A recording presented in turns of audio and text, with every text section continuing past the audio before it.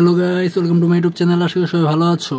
HSC পরীক্ষা 2024 ইতিমধ্যে তোমাদের পদার্থবিজ্ঞান দ্বিতীয় পত্র পরীক্ষা শেষ হয়ে গেছে এবং তোমরা সকলেই পদার্থবিজ্ঞান দ্বিতীয় পত্রের এমসিকিউ সমাধান খুঁজছো।